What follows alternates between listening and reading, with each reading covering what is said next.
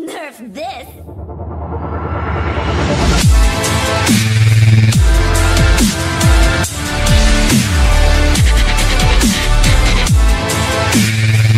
Hey guys, welcome back to Clash with Corey. If you liked the video, don't forget to subscribe to the channel. Also, check out the details of my videos when you get a chance. I've got a lot of great resources for you in there. I got links to my Discord server if you want to come hang out with me. I got links to WHF's recruiting Discord server if you're interested in joining the WHF family. I've also got links to WHF's live streamers, so if you want to catch WHF CWL Wars live, go ahead and give our live streamers a follow, and you'll get a notification whenever they're streaming the end of our Wars live. They've been just great finishes lately, super close. And with that, let's go ahead and get into this recap. WHF versus Clash Warriors. What a finish. This was, honestly, this was even closer than One Hive War. This was a crazy finish. We were not sure we were going to win this one. Let me just paint the picture for you. We had 2 attacks left at Town Hall 12. They had 1 attack left at Town Hall 12. There's like 20 minutes left in the war. They're up 118 stars to our 117, and they also had the higher percentage, so not a good spot for us to be in. You know what I mean? Like 20 minutes before that, we were looking pretty good because we were up by a star, and then they went ahead and tripled 2 Town Hall 12s back to back. So all of a sudden, we're not looking so great anymore. And this was super close war. You know what I mean? Man, they fought hard. They've got some great attackers over there. You know, and also Clash Warriors, first of all, good game. And second of all, welcome to CWL Invite Division. You guys are already definitely proven that this is where you belong. They've got some really strong attackers over there. All right. Now, with that said, at the end of this war, this one was won on strategy, not on strength of attacks. And basically, 15, 20 minutes left in the war. And, you know, Carbon has an option to go ahead and get his hit in first so Sir Longsword can see what base he should sit. And he's like, guys, I don't want to do that. I don't want to give them the information from that. So I want to wait until the last few seconds of the war. And that ended up being the right choice. Because, you know, they didn't know till those last, you know what I mean? They didn't know what they were going to need to win this war. So we still had 2 attacks left and we did it at the last second. So nothing new there with Clash strategy. But in this instance, it forced them to make a mistake. You know what I mean? They didn't have much time to choose. They ended up hitting a base that had a higher percentage and didn't end up tripling it, so we got the win barely on percentage. But I tell you what, I wouldn't count on them making that same mistake again, but that just goes to show how crazy close this war was. It was an insane finish. So with that, let's go ahead and get into our war match right here. You can already see them up on the screen, but let's check it out. We had a killer war. 10v10. We went 24 for 42 for 57%, and that's great. That's excellent. That's exactly where we want to be. Cleared all the 10s, had some extra attacks for scouts, so perfect job there. They also had a really high hit rate at Town Hall 10. Just one less 10v10 than us, so you know, goes to show, like, me, oh my gosh, my base got fresh tripled. Base building is really hard in this meta, guys. So we definitely need to work on that some more, so we're not giving up that 55% hit rate at Town Hall 10. But like I said, they got great attackers over there, so... Also, let's look at 11v11. Our Town Hall 11s had a rough war, no doubt about that. Kind of went 1 for 3 or 8 for 24 for 33% hit rate. You know, that's an outlier. That's not going to happen again. You know, we've got some amazing Town Hall 11s. They just had some tough breaks this war. You know what I mean? Some really close attacks that you know what I mean? If luck would have just gone a little bit differently, they would have been triples. So I definitely know we're going to get our 11v11 hit rate up higher for next week. So they went 9 for 22 on 11v11s, got one more than us for a 41% hit rate, not bad. And then Town Hall 12s, we went 2 for 4 for a 50% hit rate. They went 2 for 5, so they got the same number of 12v12s as us, but they had one extra attack to do it. So this was an insane finish. Oh my gosh. If you guys would have been over on Carbon's stream, or if any of you guys, you know, had followed him and saw the end of this war, you would have been on your seat because we all were. Such a crazy finish. So once again, good game to Clash Warriors. These guys definitely belong in Invite. Got some excellent attackers over there. And with that, let's go ahead and get into these replays from the war. I'm going to show you 1 12v12. I'm going to show you 2 11v11s, and I'm going to show you 4 10v10s. Now we're going to get into these replays. We had two 12v12 triples. We had Sir Longsword that tripled number 2, and we also had Wise Man that tripled number 4. We're going to go ahead and show Sir Longsword because the number 4 on their side was kind of an underweight Town Hall 12. And Town Hall 12 is so new that we're seeing, none of them really maxed yet. I don't know, maybe a couple, but you know what I mean? Most of them are definitely not maxed yet because they haven't had enough time. That being said, there's no tiers at Town Hall 12, so the clans whose Town Hall 12s have been farming the hardest and the fastest to get upgraded as fast as possible are definitely having an advantage this season because there's no limit on weight for Town Hall 12. So, I mean, you could be maxed or a new Town Hall 12. It wouldn't really matter. The other clan doesn't have an obligation to match your, underweight Town Hall 12. So that's why we're going to go ahead and show this hit on number 2, because it's definitely a much heavier Town Hall 12 than number 4. So check this out, man. He set up a beautiful queen walk from up at noon and then down over towards the right, towards, about 2:30, and then he entered in there with a wrecker. Using that wrecker in place of wall breakers, take out some defenses, using the king on the other side as a funnel. Had some Valks come out and really just clear out most of those compartments, get a few hits on that queen. And he's going to have to deal with the Hound right now, but not really as much of a problem for a level 60 queen as it is for like a level 40. Because she's a beast. She gets through it pretty quick. So got that jump down. It's going to get his queen accessed way deeper into this base. Gets the enemy queen kill. King's still going. And so's that queen. Probably going to pop his queen here pretty soon. She's taking a lot of fire. Now, he hasn't cut a thin path, so he's going to drop his hogs in a way where he's able to direct target the Eagle artillery with the group of hogs, get him in there, and then most of the other hogs are going around the ring taking care of the multi-target infernos and all the other defenses over there. So really nice strategy on this, how he dropped those hogs. They get to that Eagle as well. So he's going to use his Warden ability at the Town Hall right there because that Giga Bomb does a ton of damage. If you don't use Warden ability there, your hogs are going to disappear. So he knew exactly what he was doing there, sending the Warden in with the hogs and using that ability right there. We're definitely seeing more hog attacks at Town Hall 12 now because we're seeing a lot more multi-target infernos. And with hogs, you're bringing heals anyways. That's your spell support for hogs is heals. With Lalo, most of your spell support is going to be like hastes and rages. And so if you have multi-target infernos, especially, those upgraded ones, and, they got buffed recently, they're doing a lot more damage, they're doing a little more damage, but their range is also longer. So, if you're going to do a Lalo on the back end with 2 multi-target infernos, and some wizard towers and the Giga and all that stuff, you're really looking at having to bring like at least 2 heals just to get through that stuff, and that's not leaving you enough room for spells. So that's why we're seeing hogs used more and more on these bases that are running multi-target infernos. Beautiful triple from Sir Longsword. This one was in the very last few seconds of the war that really brought home the win for us. Then we got Shockergram on number 7. And once again, we're going to see a queen charge hog attack.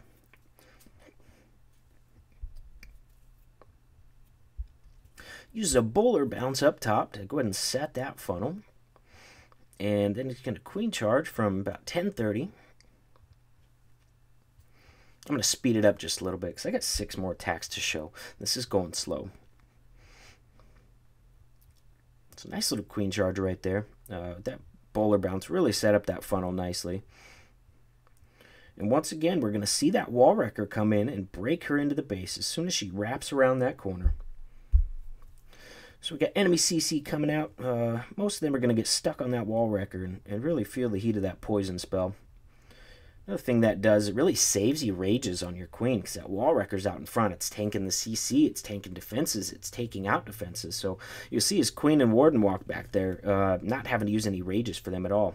Oh, look at those max loons coming out of that, going straight into the enemy eagle. Goes ahead and uses the warden ability to get the queen kill and catches those loons in there so they do even more damage. And just like that, let's pause. The core is gone. That whole side of the base is gone. All he's left with is a nice little L-shaped path for his hogs. Beautiful opener for this attack. So he's got 3 heals and a rage. you know, didn't know exactly how many rages he was going to need to get through this base. Hard to tell. And like we said, when that wrecker came in there, it saved her from having to use another rage for quite a long time, you know. So it goes ahead and rages her up. Just make sure she helps out inside that core. Now she's going to get stuck on the wall. Remember, if you end up with an extra rage on a hog attack, you can always rage your hogs too. If your queen's not going to take that heavy of fire, if she's stuck on a wall or something, then raging your hogs is going to be better value than your queen.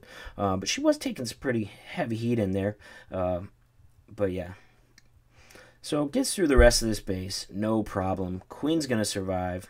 King finally goes down to that single target Inferno, but yeah, just wrecks this base. Plenty of hogs left. Queen's still up. We're seeing a lot of these bases with a lot of channels down in, and you know, a lot of times you can really take advantage of that with a queen charge. If you get your queen inside that channel, she can just walk around that base and really reach a lot of stuff there. And we're going to see that in our next attack as well. Now we're going to take a look at Jawalugram's hit on number 5.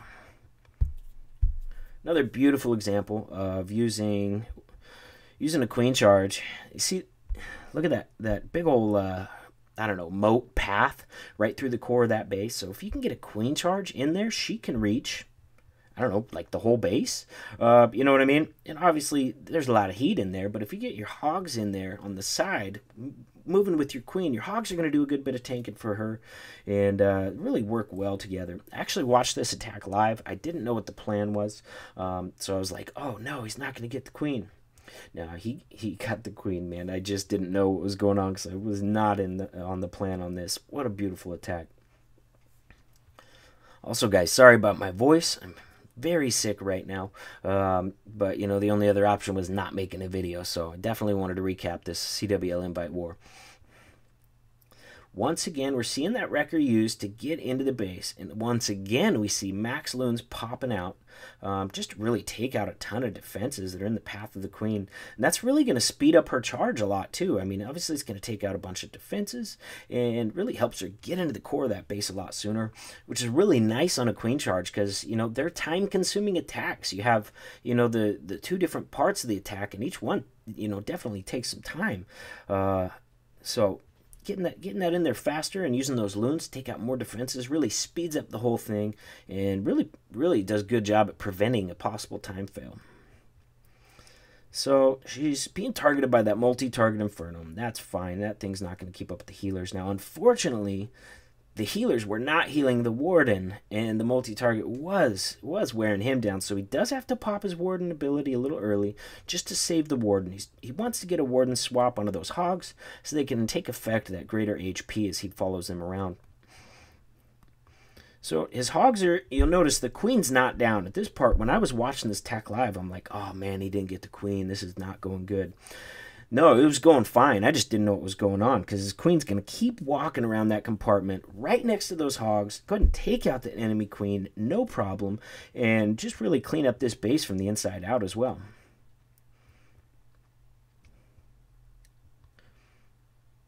You know, and the queen in there with her healers is also doing a good bit of tanking for the hogs. We got an Expo. She's soaking up all the fire from right now. Goes and pops his queen, you know, to get through that enemy queen. Definitely needed. He was out of rages at that point.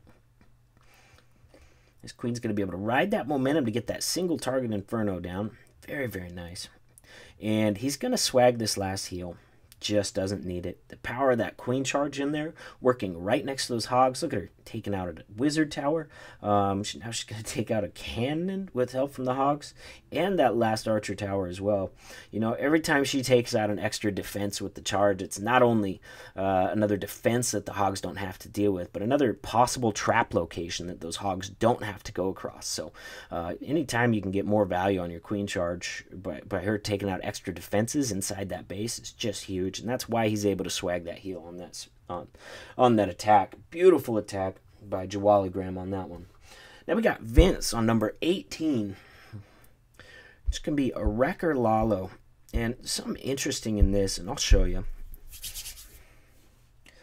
A lot of times what we're doing is when we're putting Valks in our Wrecker, a lot of times we don't fill it with 3 barbs. A lot of times we're using 1 wall breaker and 1 barb. And the reason for that is you're usually going to rage those Valks coming out of there. And 1 raged wall breaker can open up walls, you know what I mean? So And you're going to see a really good example of that right here. That wall breaker is going to come out of there and open up an extra wall section, enabling those Valks to get both of those air defenses really fast. So there goes that rage. And there we go. Boom! You see it opening up that extra wall. Valks go right in there and get that air defense. So, excellent attack from Vince here. And really nice touch how that hound, the king was used for funneling. And, you know, first of all, because there was a lot of buildings out there. And because the area where this thing draws, the king actually be able to pull the hound over there so he could actually get some value for his queen. You notice he did not pop his queen's ability because he did not want to pop that hound. Made the call just to let her die because it's a lot nicer to have a hound up on the base than to have 15 lava pups chasing your hogs around. Or loons around, excuse me.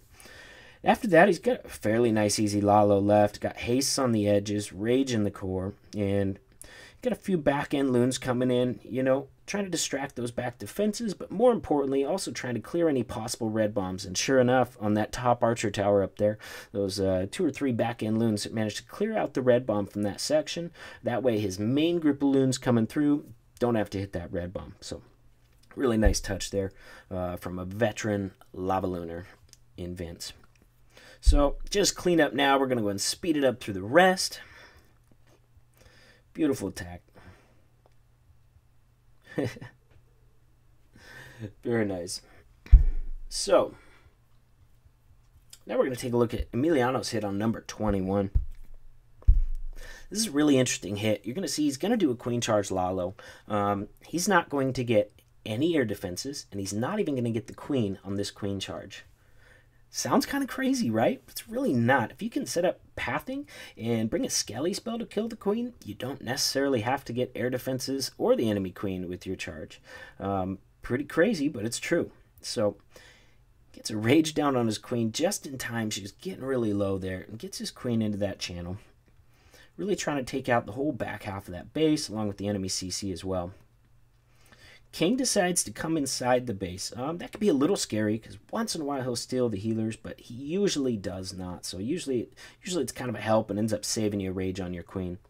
So since he's in there, those CC troops marinate in that poison for a little while, and they're, you know, not real strong by the time the queen comes in contact with them, and she doesn't even have to use a rage for him.